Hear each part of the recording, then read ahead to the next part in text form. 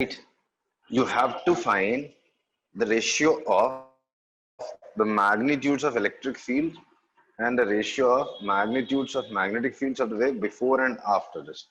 तो यहाँ पे E1 था, यहाँ पे E2 था, यहाँ पे B1 था, यहाँ B2 था. So E1 by E2 is what you have to find and B1 by B2 is what you have to find. Sir पैर नहीं लगा होगा आपको, लेकिन सोचो समझेगा थोड़ा बहुत शायद, नहीं तो मैं एक एक करके हिंट देता जाऊंगा.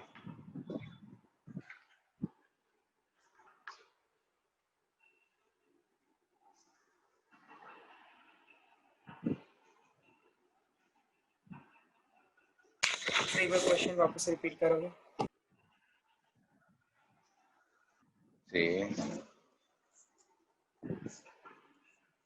आई इंटेंसिटी 50 वॉट पर मीटर स्क्वायर. एक वेव एक मीडियम से निकल के दूसरे में जा रही, एनर्जी लॉस नहीं हो रहा. ठीक, एनर्जी लॉस नहीं हुआ. यहां से यहां गए, यहाँ पे इलेक्ट्रिक फील्ड और मैग्नेटिक फील्ड का जो मैग्नीट्यूड होगा, मतलब पीक वैल्यू होगी E1 B1, और यहाँ दूसरे मीडियम में E2 B2 हो गया. तो you have to find the ratio E1 by E2 and B1 by B2.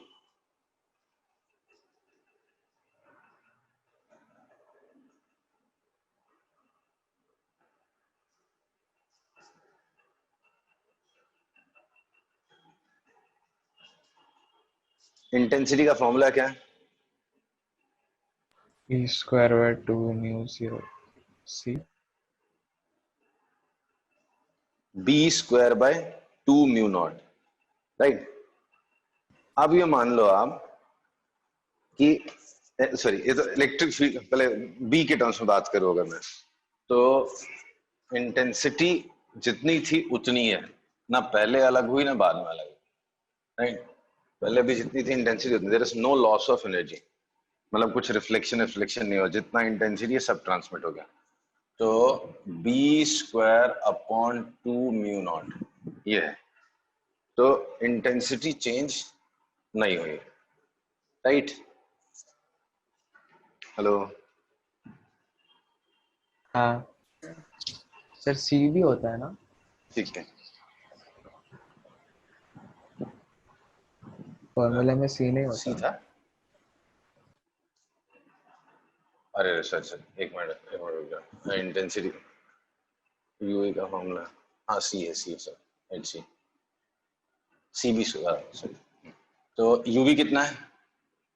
C B square upon 2 mu naught, right. नहीं सर आई का फॉर्मूला क्या है? C B square upon 2 mu naught, right.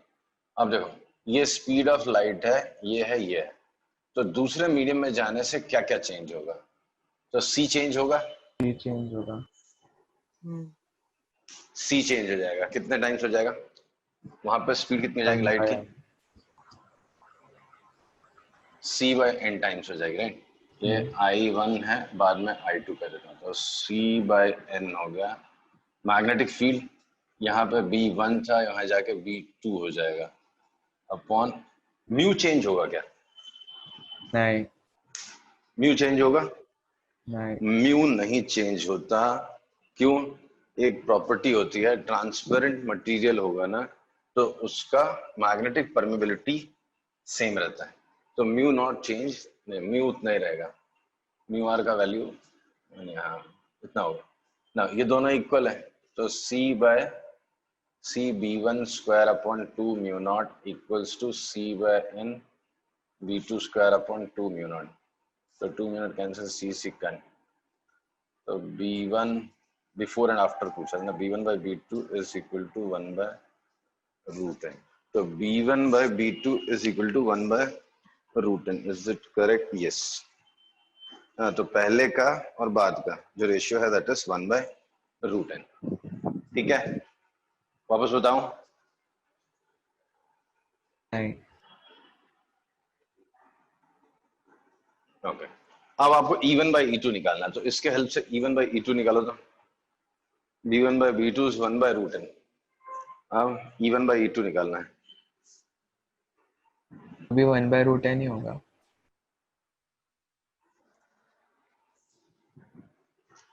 नहीं, अलग दिया इसमें तो रूट n लिखा. एक मिनट, कितना है? B1 को E1 by C लिख सकते हैं ना. रूट है। देखो v c क्या होगा, speed of light in first medium, तो अरे c सीधा is what E1 by B1, और यहाँ पर c by n क्या हो गया, E2 by B2। अब दोनों को डिवाइड कर दो तो n गया ऊपर, सर रूट है ना क्या? n is equal to E1 by E2 into B2 by B1, B2 by B1, तो B2 by B1 कितना, 1 by root n। नहीं, B2 by root n है ना sir, E1 by E2, B1 by B2 is 1 by root n, तो B2 by B1 is just root is equal to root n। वापस समझाऊं? नहीं sir, तो इसमें आई की वैल्यू की जरूरत नहीं थी। नहीं, मुझे लगा जरूरत पड़ेगी बट नहीं थी, वैल्यूज नहीं निकालनी थी ना हमें। है किसी को डाउट? नहीं ना? नहीं सर।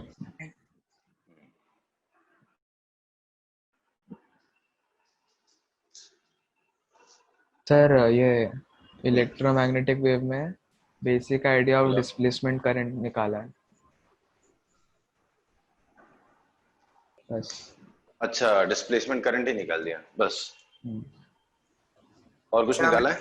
नहीं पढ़ा है मैम ने बोला कि सिर्फ 2 पेज लिखवाए और बाकी सब नहीं है बोला, एक न्यूमेरिकल भी नहीं करा है। मैं बता रहा हूँ ये सब आता है, और ये सब 100% आता है। सिर्फ डिस्प्लेसमेंट करंट निकाला है तो डिस्प्लेसमेंट करंट वाले न्यूमेरिकल्स और जो पार्ट है जो स्टार्टिंग में मैंने पढ़ा था वो आप निकाल दो।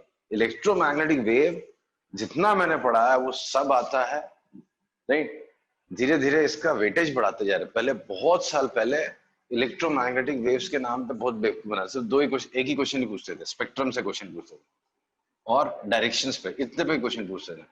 अब धीरे धीरे वो लोग इसका लेवल बढ़ाते जा रहे हैं इलेक्ट्रोमैग्नेटिक वेव्स। ये इंपॉर्टेंट टॉपिक होता है, तो अब आजकल वो लोग इसका वेटेज भी बढ़ा रहे हैं चैप्टर का, प्लस वैरायटी भी डाल रहे हैं। हाँ, डिस्प्लेसमेंट करंट अगर उन्होंने बोल दिया हटा दिया तो मतलब हटा दिया, ठीक है। नहीं तो बीच में ट्रेंड ऐसा हो गया था, एक क्वेश्चन डिस्प्लेसमेंट करंट से आता था, एक ये प्रॉपर्टीज पे आता था, और लास्ट में आता था किसके ऊपर, स्पेक्ट्रम को। तो 3 वेराइटीज है क्वेश्चन, और अभी लेवल तो बढ़ा दिया उन्होंने। तो आप डिस्प्लेसमेंट करंट छोड़ के बाकी सब पढ़ना ही पड़ेगा, ये सब पढ़ना ही पड़ेगा आपको, समझा? हाँ चलो ले लो, करो करो, देखा जाएगा। हाँ, एक लेजर बीम है, लेजर बीम, राइट, इसका विड्थ दिया हुआ है, मतलब क्रॉस सेक्शन एरिया दिया हुआ है 10 millimetre square, area 10 millimetre square, and wattage है, पावर उसका है 27 मिली what. you have to find EM, maximum electric field, you have to find maximum electric field, EM निकालना है। एप्सिलॉन 0 की वैल्यू यूज करने बोली आपको कितना, 9 इंटू 10⁻12, कैलकुलेशन आसान करने के लिए SI यूनिट्स, ये बोला। चल बताओ क्या आएगा।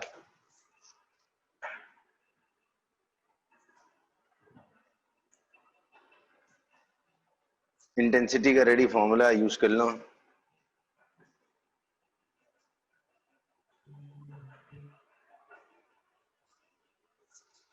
क्या फॉर्मूला इंटेंसिटी का? Power upon area.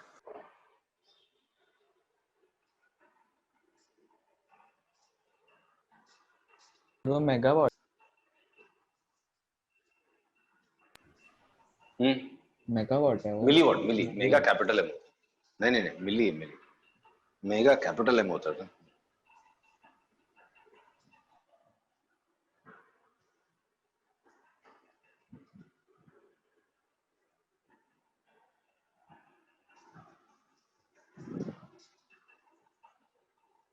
इंटेंसिटी का सीधा फॉर्मूला यूज करो।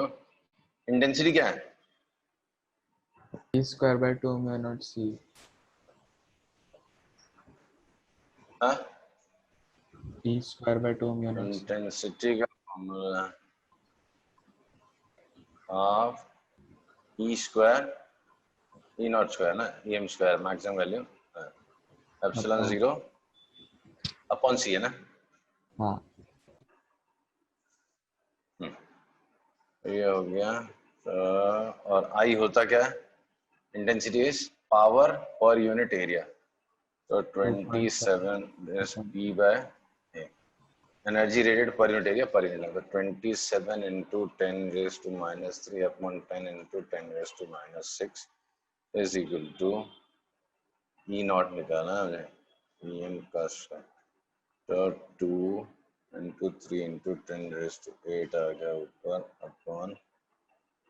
अपॉन एप्सिलॉन 0 ना, 2 से 9 ऊपर into ले 10⁻⁻².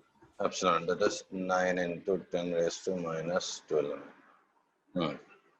तो 9 3 तो EM का स्क्वायर क्या हो गया?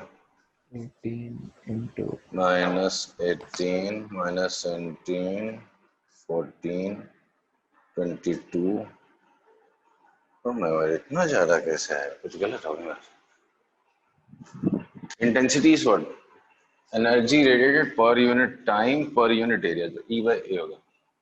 तो पावर इसका 27 मिलीवाट है।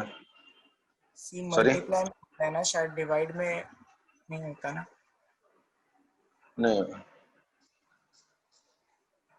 पक्का एक मिनट चेक कर लेता हूँ, रुक जाओ। ये है ना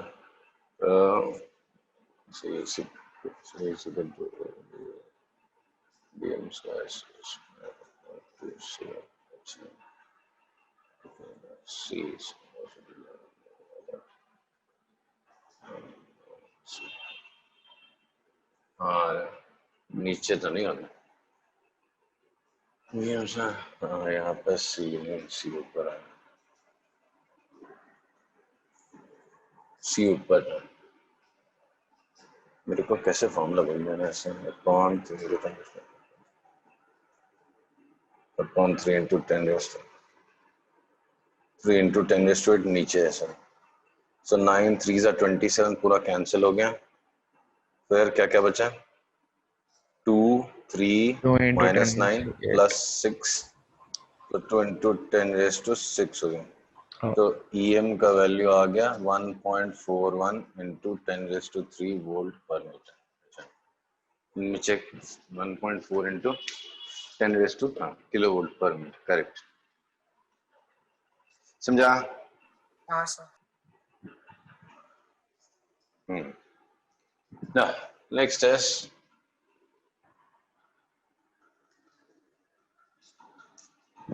एक इलेक्ट्रोमैग्नेटिक वेव है, that is incident on glass surface, refractive index 1.5 है, right? 4% energy is reflected, 4% energy is reflected, right? यहाँ पे इलेक्ट्रिक फील्ड का इंसिडेंट वेव में जो इलेक्ट्रिक फील्ड की मैक्स वैल्यू है 30 volt per metre, 30 volt per meter. You have to find EM in this medium, EM in this. Try करो।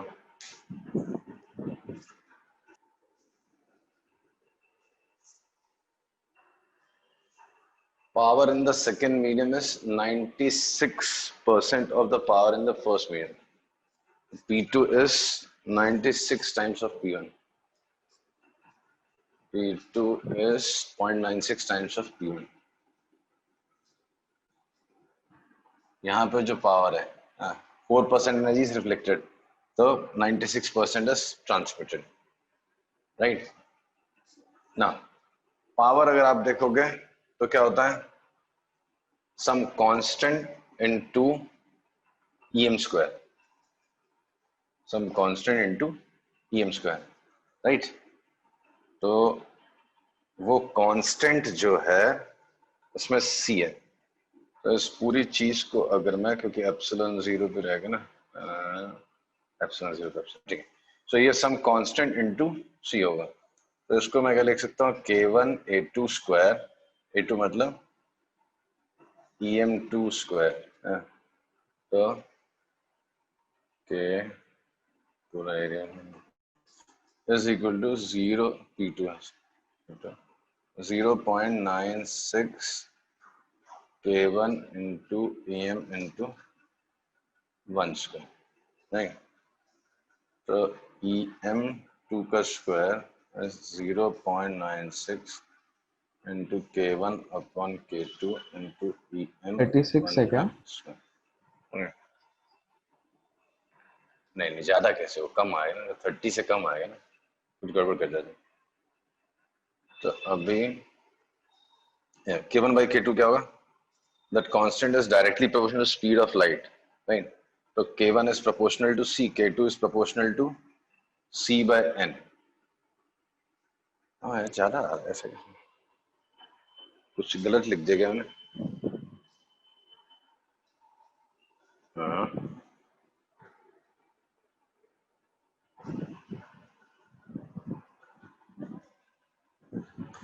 क्या गलती कर दी?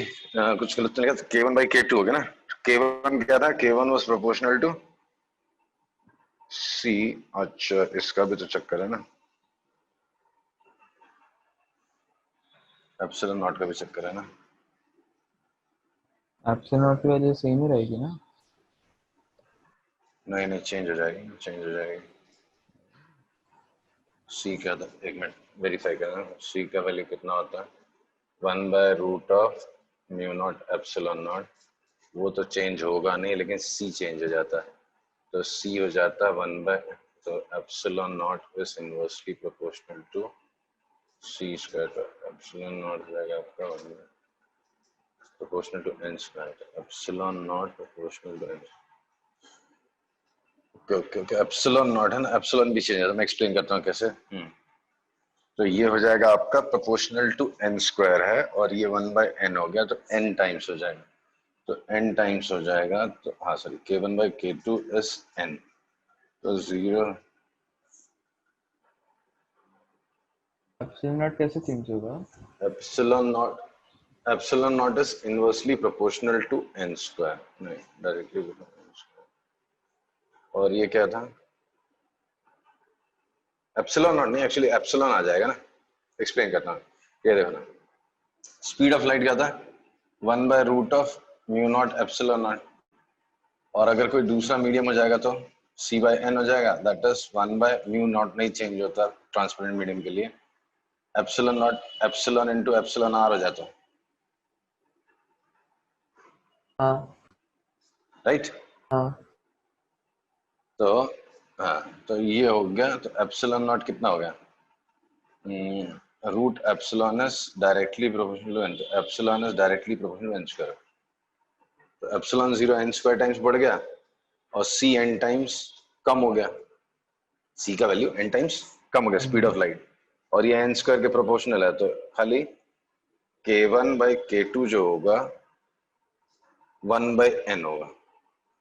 तो 1/N हो गया, तो 1/N इज 1.5 इंटू EM1 का square.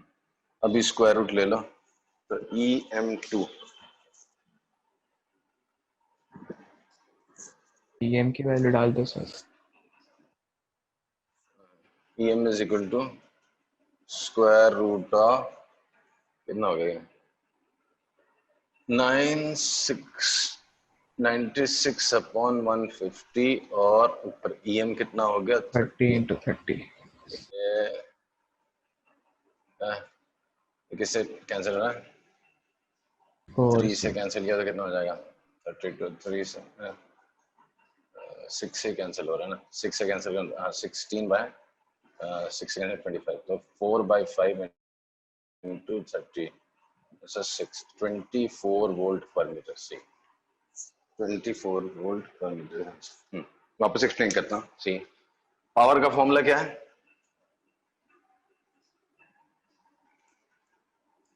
Power is half E square epsilon C. Half EM square epsilon 0 C into A.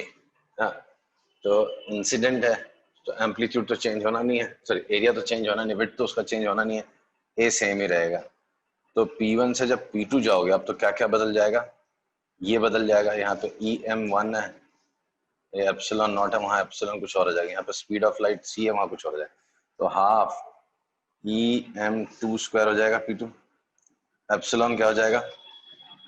N square epsilon naught हो जाएगा, एप्सिलॉन वहां पे n square times epsilon naught हो जाएगा। c कितना हो गया, c बाय n हो गया इंटू a हो गया। तो अब ये दोनों को डिवाइड करोगे आप तो क्या क्या कैंसिल हो जाएगा, देखो हाफ हाफ कट, ये कट, ये कट, c कट, n गया ऊपर, तो p1 by p2 is em1 square upon em2 square. और कहाँ बचा into n, 1 by n. एक n नीचे बचा, राइट। तो p2 कितना हो गया 0.96 टाइम्स ऑफ 10, तो 1 bye 0.96 is equal to em1 का स्क्वायर अपॉन 1.5 इंटू em2 का स्क्वायर। ये इधर ले आओ, उधर ले जाओ, ऐसा